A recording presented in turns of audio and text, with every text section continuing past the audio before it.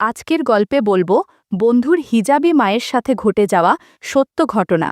বাসর রাতে বন্ধুর হিজাবি মা বোরখা আর নিকাব গুটিয়ে যা করল আর কোনোদিন ভুলব না। আমি মেহেদি, বয়স ২৩ বছর। আমি একটি কলেজে পড়ছি, বিএসসি পদার্থবিজ্ঞান প্রথম বর্ষে। আমি আর আমার কিছু বন্ধু কলেজের পাশে মেস বানিয়ে থাকি। রকি, ফাহিম, শাকিল, শেহজাদ আমরা খুব কাছের বন্ধু। আমরা একসাথেই সবসময় সময় কাটাই। একদিন রুমে বসে সবাই আড্ডা দিচ্ছি, এমন সময় শাকিলের ফোন বেজে ওঠে। ফোন রিসিভ করতেই বুঝতে পারল শাকিলের নানাজান কথা বলছেন। ফোন কাটতেই শাকিলকে খুব বিচলিত দেখলাম। আমরা জিজ্ঞেস করলাম, কোনো সমস্যা হয়েছে কি বাসায়? ও বলল, মনে হচ্ছে সমস্যা একটা হয়েছে, তা না হলে নানাজান বাসায় জরুরি যাওয়ার জন্য এত তাগাদা দিত না। কথা বলতে বলতেই শাকিলের চোখ দিয়ে পানি বের হয়ে গেল এবং কাঁদতে কাঁদতে বলল, বাবা তো অসুস্থ ছিল, বাবার কিছু হলো কি না? এরপর শাকিল ব্যাগপত্র গুছিয়ে নিয়ে রেডি হলো বাসায় যাওয়ার জন্য। ফাহিম বলে উঠল, শাকিলকে একা পাঠানো ঠিক হবে না, ওর সাথে কারোর যাওয়া উচিত। আমি শেহজাদকে বললাম, তোর আর শাকিলের বাসা তো কাছাকাছি, তাই তোর কোনো কাজ না থাকলে তুই চাইলে যেতে পারিস। শেহজাদ বলল, আগামীকাল আমার টার্ম ফাইনাল, তাই আমার যাওয়া পসিবল না, তুই চাইলে যেতে পারিস, তোর তো এক্সামের ঝামেলা আপাতত নেই। আমি বললাম, আচ্ছা ঠিক আছে, আমিই ঘুরে আসি। এরপর ব্যাগ গুছিয়ে আমি আর শাকিল রওনা দিলাম ওর বাড়ির উদ্দেশ্যে। শাকিলের বাসায় যখন পৌঁছালাম তখন বিকাল হয়ে গিয়েছিল। বাসায় গিয়ে দেখি ওদের বাসায় কেউ নেই, বাসা একদম শুনশান নীরব। শাকিল বাড়ি যেতেই ওর মেজ চাচি আম্মা এসে বলল, শাকিল, তোমার বাবার কি মাথা গরম? সব কাজে কি মাথা গরম করলে চলে? শাকিল বলল, চাচি আম্মা, কি হয়েছে একটু বলবে? আমি তো কিছুই বুঝতে পারছি না। এবার উনি বললেন, কেন তুমি জানো না, তোমার বাবা রাগের মাথায় তোমার মাকে ৩ তালাক দিয়েছেন, তাই তোমার নানাজান এসে তোমার মাকে নিয়ে গেছেন এবং তোমার বাবা নিজ ভুল বুঝতে পেরে তিনি তোমার মাকে নিয়ে আসতে গেছেন। শাকিলের বাবা মা দুজনেই ধার্মিক। শাকিলের বাবার নাম মাওলানা আলমগীর হোসেন, বয়স ৫০, তিনি ব্যবসা করেন। আর শাকিলের মায়ের নাম হাফেজা মোছাম্মদ মর্জিনা খানম, বয়স ৩৬। শাকিলের মা খুবই পর্দাশীল মহিলা, তাকে আজ পর্যন্ত কোনো পরপুরুষ দেখা তো দূরের কথা, কণ্ঠও শোনেনি। আমি আর শাকিল রওনা দিলাম ওর নানার বাসার দিকে। শাকিলের নানার বাসাটা শাকিলদের বাসা থেকে ২-৩ গ্রাম দূরে। সন্ধ্যা নাগাদ আমরা ওর নানার বাসায় পৌঁছালাম। বাসায় গিয়ে দেখলাম কয়েকজন দাড়ি পাঞ্জাবিওয়ালা পুরুষ মানুষ বসে গোল মিটিং করছে। আমাদের একটা রুমে বসতে দেওয়া হলো। এরপর শাকিল বলল, মেহেদি, তুই একটু রেস্ট কর, আমি একটু আব্বু আম্মুর সাথে দেখা করে আসি। এবার আমি পাশের খাটে শুয়ে পড়লাম এবং কিছুক্ষণের মধ্যে আমার হালকায় ঘুম এসে গেল। হঠাৎ শাকিলের ডাকে ঘুম ভেঙে গেল। শাকিল আমাকে বলল, মেহেদি ওঠ, উঠে ফ্রেশ হয়ে নে, আমার বড় খালুজান তোর সাথে কথা বলবে। আমি ফ্রেশ হলাম। তারপর শাকিল আমাকে পাশের রুমে নিয়ে গেল। ওখানে গিয়ে দেখি বছর ৬০-এর এক বড় দাড়িওয়ালা লোক সোফায় বসে আছেন। আমি রুমে ঢুকতেই তার সাথে সালাম বিনিময় করলাম। সে আমাকে তার পাশে বসতে বলল এবং আমি তার পাশে বসলাম। প্রথমে তিনি আমার নাম, ঠিকানা, পরিচয় জিজ্ঞেস করলেন। আমি পটাপট উত্তর দিলাম। তারপর তিনি শাকিলকে যেতে বললেন রুম থেকে এবং শাকিল চলে গেল। আমার কেমন যেন ভয় ভয় লাগলো, মনে মনেই বললাম, হচ্ছেটা কি? এবার উনি আমার একটু কাছে এসে বলল, শাকিল, তোমার কেমন বন্ধু? আমি বললাম, খুবই ভালো বন্ধু, আমরা সব সময় একসাথেই থাকি, আমরা একে অপরের সুখে দুঃখে পাশে থাকার চেষ্টা করি। তারপর উনি বললেন, বাহ, খুবই ভালো, তো শুনে খুবই ভালো লাগলো। তবে আজ শাকিলের পরিবার খুবই বিপদে আছে, তোমার যে এই বিপদ থেকে শাকিলের পরিবারকে উদ্ধার করতে হবে বাবা। আমি বললাম, আঙ্কেল, কি সাহায্য করতে হবে বলেন, আর আমি এতে কী বা সাহায্য করতে পারি বুঝতে পারছি না। এবার আঙ্কেল বলল, তোমার অনেক কিছু করার আছে বাবা, সব তোমার সাধ্যের মধ্যেই আছে, তুমি কথা দাও তুমি সাহায্য করবে এবং তোমার বন্ধুর পরিবারকে রক্ষা করবে। আমি বললাম, আমি কথা দিলাম আমার বন্ধুর পরিবারকে রক্ষা করব, কিন্তু আমাকে কি সাহায্য করতে হবে যদি একটু বলতেন আঙ্কেল। এবার আঙ্কেল বললেন, তুমি তো শুনেছ শাকিলের আব্বু শাকিলের আম্মুকে তালাক দিয়েছেন রাগের মাথায়। এখন শাকিলের আব্বু আবার শাকিলের মাকে নিতে চাই, কারণ সে রাগের মাথায় তালাক দিয়েছেন, এখন সে তার ভুল বুঝতে পেরেছে। কিন্তু চাইলেই সে শাকিলের মায়ের সাথে সংসার করতে পারবে না, কারণ ৩ তালাকের পর শাকিলের আম্মু ওর আব্বুর কাছে হারাম হয়ে গেছে। এখন একটি পথই খোলা আছে, শাকিলের মাকে অন্য একটি পুরুষের সাথে নিকাহ দিতে হবে এবং কিছুদিন তারা সংসার করবে। তারপর ওই পুরুষটি যদি শাকিলের আম্মুকে তালাক দেয়, তখনই শাকিলের আব্বুর জন্য হালাল হবে, অন্যথায় হবে না। আমি এবার বললাম, তাহলে তো বিষয়টা অনেক জটিল ব্যাপার আঙ্কেল।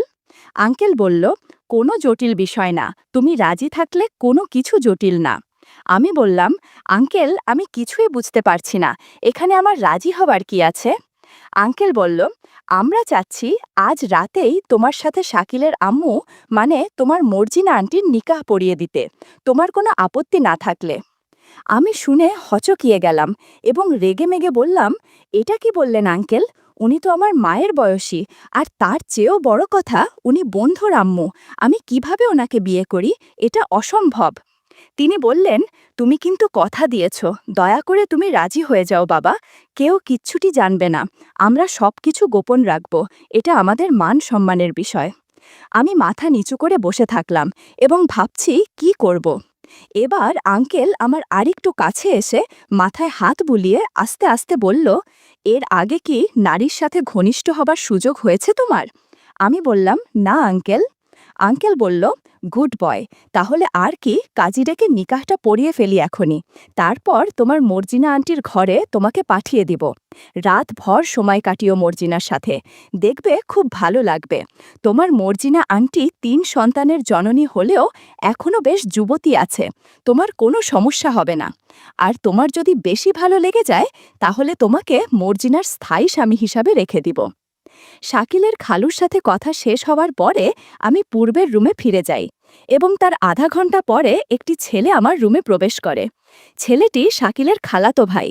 ছেলেটি আমাকে একটি কাপড়ের ব্যাগ ও ১ গ্লাস শরবত দিয়ে বলে, শরবতটা খেয়ে নিয়ে গোসল সেরে এই কাপড়গুলো পরে নিন।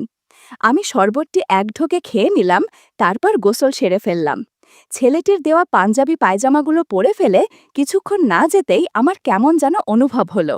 আমার জাদুর লাঠি কেমন যেন করছিল, তবে আমি বুঝতে পারলাম সবই ওই শরবতের কারসাজি। রাত ১১টা নাগাদ আমার রুমে ২-৩ জন লোক সহ কাজী সাহেব হাজির হলেন। ওই লোকগুলোর মধ্যে ওই খালুজান ছিলেন বিয়ের উকিল।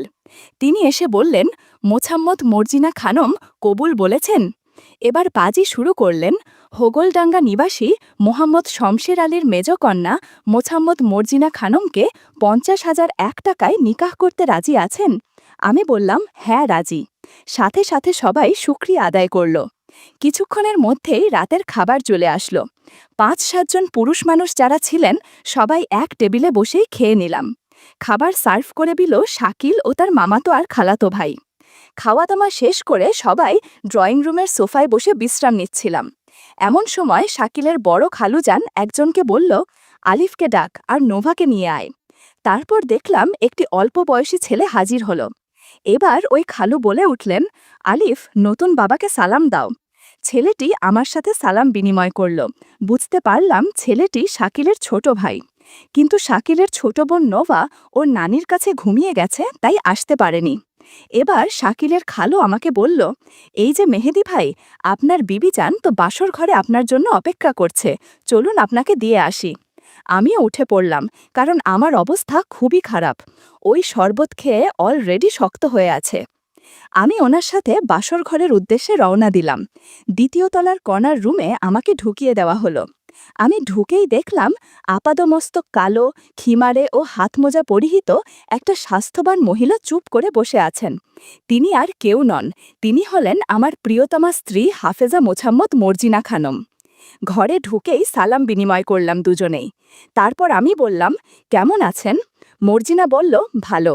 ওনাকে দেখে অনেক বিচলিত মনে হলো এবং ভয়ে থরথর করে কাঁপছেন ও ঘেমে একাকার হয়ে গেছেন। এদিকে আমার অবস্থা করুণ।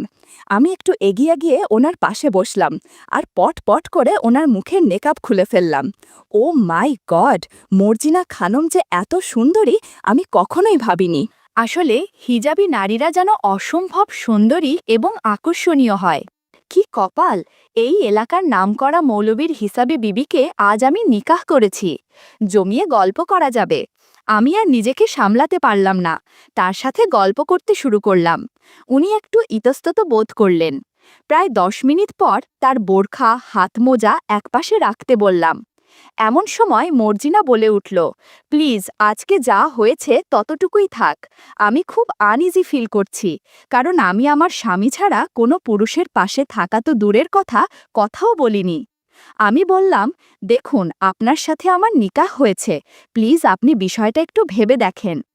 এবার তিনি বিরক্তির সুরেন বললেন, আচ্ছা ঠিক আছে, তবে আগেই আমি বোরখা আর নেকাব একপাশে রেখেছি, এখন ম্যাক্সি আর পেটিকোট ছাড়া থাকতে পারবো না। আমার একটু আনইজি ফিল হচ্ছে। আসলে আমি অনেকদিন যাবৎ স্বামীর সাথে গল্প করি না। আর হ্যাঁ, নারকেল তেল ব্যবহার করবেন। আমি বললাম, আচ্ছা ঠিক আছে, আমি দেখছি।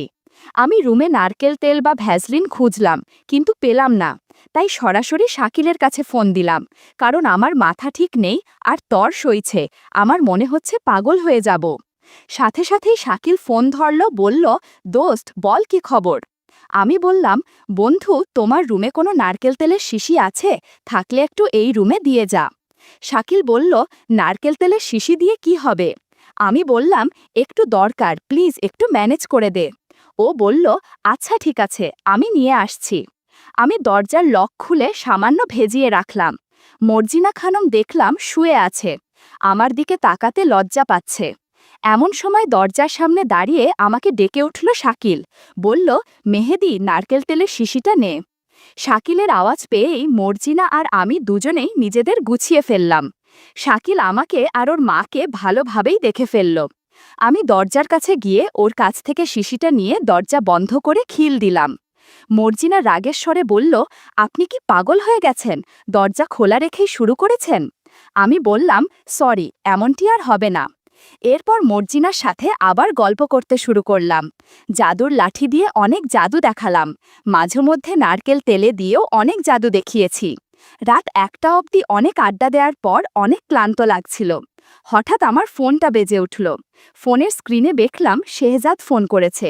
বিষয়টা বুঝলাম না, রাত 1টা বাজে, এখন শেহজাদ কেন ফোন দিচ্ছে?